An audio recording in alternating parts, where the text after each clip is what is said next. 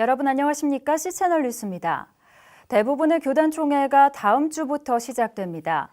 저희 C채널 뉴스에서는 각 교단 총회 이슈를 진단해 보겠습니다. 오늘은 그 첫 시간으로 대한예수교장로회 통합총회를 살펴볼 텐데요. 오는 22일부터 서울 소망교회에서 열리는 제99회 총합총회에서는 선거 과열 방지를 위한 선거법 개정안이 상정되는 등 다양한 총회 이슈들이 눈에 띕니다. 올해 총회의 뜨거운 감자가 되고 있는 이슈를 유성훈 기자가 정리했습니다. 제99회 예장통합총회 이슈 중 가장 눈길을 끄는 것은 선거법 개정안입니다. 매년 부총회장 선거를 치르면서 금권, 불법 선거와 관련된 의혹이 계속되자 그동안 선거법 개정안에 대한 논의가 꾸준히 진행되었던 것이 사실입니다.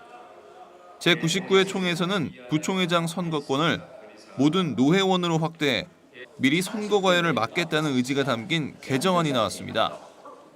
개정안을 살펴보면 총회 개회 4일 전 하루 동안 전국 노회 사무실에서 비밀 투표로 선거를 실시하고 다음 날 개표 작업을 거쳐 다점자를 당선자로 선출, 발표한다는 것입니다.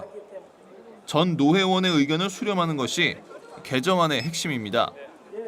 과연 선거법 개정안이 통과될 수 있을지 이목이 집중되고 있습니다. 총회 군농어촌 선교부는 통합 5년 만에 다시 분리됩니다.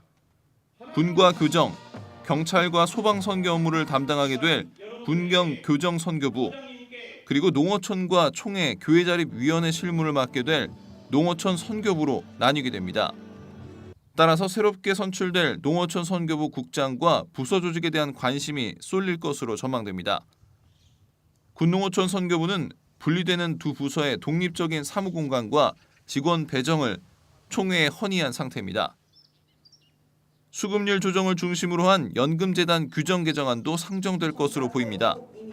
현재 일부 가입자들이 연금재단의 투자와 운용에 대해 곱지 않은 시선을 보내고 있는 가운데 수급률 조정을 두고 찬성과 반대 의견이 충돌할 전망입니다.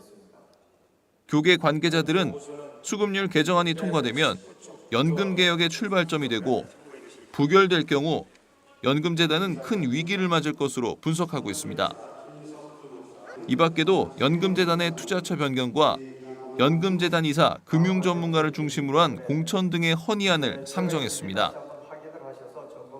이번 총회에서는 지난 제98회 총회에서 결의한 목회 대물림 금지에 대한 헌법 개정안이 상정될 예정입니다.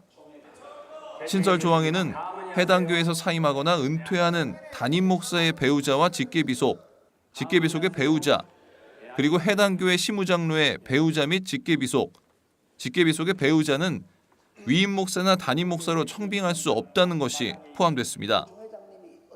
이러한 내용의 헌법 개정안이 통과되면 가을 노회에서 노회 수의 과정을 거친 후 총회장이 공포하고 시행에 들어갈 예정입니다. 수많은 안건들이 논의될 제99회 예장통합총회. 오는 22일부터 25일까지 소망교회에서 개최되는 총회에 한국 교계에 관심이 집중되고 있습니다. C채널 뉴스 유성훈입니다.